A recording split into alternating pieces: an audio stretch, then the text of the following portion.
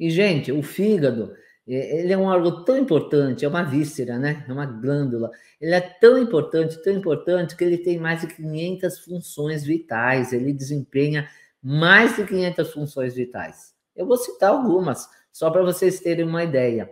A imunidade, né? Contra as infecções, juntamente com o intestino, mas ele também auxilia na imunidade. Produção de colesterol. Ah, então é ruim? Claro que não, nós precisamos do colesterol. Sem colesterol não dá para fazer a bainha de mielina. Por isso que você fica, ó, lelé, desmemoriado, sem concentração. Porque se não tem bainha de mielina, não tem impulso nervoso, né? Um neurônio não conversa com o outro, não tem as sinapses nervosas. O colesterol é importantíssimo para fazer hormônios como progesterona, testosterona, estradiol, estriol, cortisol, todos esses hormônios dependem do colesterol, inclusive a vitamina D. Você não forma a vitamina D, porque vitamina D, na realidade, é um hormônio sem colesterol. A pregnenolona, o DEA, todos dependem do colesterol. Então, o colesterol é vital para a nossa saúde. E quem produz é o fígado, né? Também ele faz a detoxificação via bile, por isso que a bile é tão importante. O fígado que produz a bile. E o seu reservatório, qual que é? É a vesícula. O fígado que produz a bile, e a bile produzida vai ficar numa bolsinha de reserva para as necessidades, né? Quando entra uma gordura, para ser emulsificada, para ser digerida, então a bile, né? É como uma bolsinha. Sabe aquele cantil? Lembra que o Daniel Boone usava? De pele de animal? Ele não apertava assim? Mesma coisa a bile, tá? Então a bile é reservada na vesícula. A vesícula é o reservatório, mas quem produz é o fígado. O fígado, ele é um órgão denso e a vesícula é um órgão oco, né? Então, relacionando com a medicina tradicional chinesa, esse equilíbrio do vazio dá um equilíbrio para o denso. Tudo tem que estar em equilíbrio no nosso corpo. Até o fígado, que é denso, e a vesícula, que é oca. Ela não está vazia porque tem bile, mas ela não é densa, né? Entremeada por ductos, por fibras e tudo mais, como o fígado. Então, quando percebemos, quando a gente perde a vesícula, o fígado começa a adoecer e vice-versa. E quanta gente que já perdeu a vesícula, né? Por falta de conhecimento do profissional, né? Porque se ele tivesse conhecimento das limpezas, ele não estaria tirando. E o pior que tira a vesícula, tá? Tirou a pedra. Meu pai tirou a vesícula, tinha 3 pedrinhas lá. Acho que no fígado não ia ter pedra. Claro que tinha, né? Então não adianta, tira a vesícula, mas a pedra fica lá do mesmo jeito. Então, é tão importante conservar os órgãos para não perder esses equilíbrios. Ninguém precisa perder a vesícula por causa das pedras. Ponha isso na sua cabeça. Se não tiver a bile para emulsificar as gorduras, a mucosa do intestino fica toda irritada e dá aquela síndrome do intestino careca, né? Uma vez eu peguei as orelhas do Arthur, ele tem uns pelinhos na orelha, e eu fiz uma comparação com o intestino careca, é aquele que perde esses pelinhos, essas vilosidades, e isso serve para absorver nutrientes. Então, quando a gente perde um órgão, como a vesícula, quando não tem a bile em reservatório para digerir, para emulsificar essas gorduras, vai afetar o quê? O intestino. E o intestino é um órgão super importante para absorver os nutrientes. E quando a gente tira a vesícula, acaba tendo o quê? Desnutrição. Porque eles só sabem tirar a vesícula, mas não sabem suplementar, né? Não coloca nada no lugar, não orienta o paciente.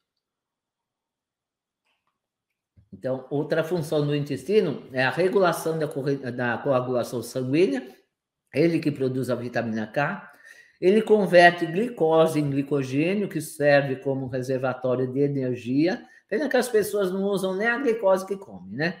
Não vira ATP a glicose que come, porque a maioria não pratica exercício. Aí come em demasia, vai formar glicogênio lá no fígado, fica com 2 fontes de energia e não usa nenhuma. Agora você, que faz um jejum intermitente, que pratica exercício, tudo, Quando esgotar a sua reserva energética de glicose, você tem a reserva de glicogênio no fígado. Então, tem um processo aí da insulina com o glucagon, eles sempre andam em equilíbrio. Mas isso, né, é assunto para outra aula. Vamos focar aqui no fígado. E ele também ajuda na digestão, né? Digerindo as gorduras através da bile, dos sais biliares. Então, essa emulsificação das gorduras, eu faço essa comparação com um prato, né? Você comeu aquela costela, né?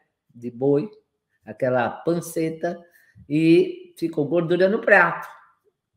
Você usa o detergente, você não vai lavar só com água, né? Você usa o detergente para quebrar as partículas de gordura. Mesma coisa é a bile.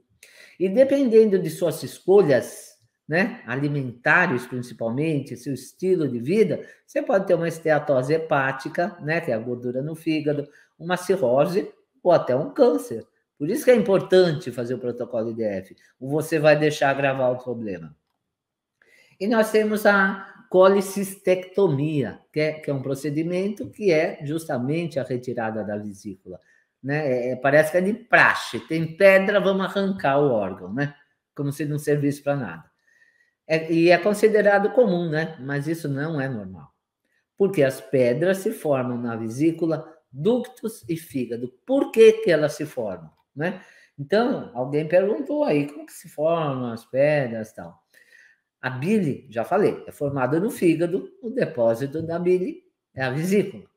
A bile funciona, né, como esse detergente, que eu expliquei, quando a gente digere as gorduras. Então, quando a gente come a gordura e também proteína, a bile é liberada lá no intestino, tá? A bile é liberada no intestino, porque é lá que vai ser a absorção dos nutrientes. Então, lá no intestino delgado, que é liberada a bile para que sejam digeridas, né, de forma rápida.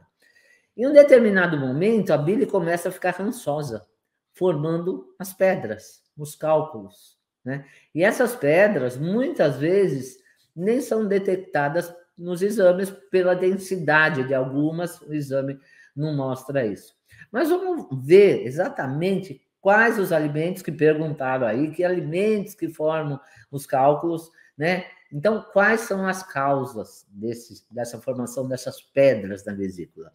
A caseína, né? Não poderia estar longe da nossa conversa, porque muita gente fala, eu sou intolerante à lactose, mas a caseína é muito pior que a lactose. A caseína é a proteína do leite.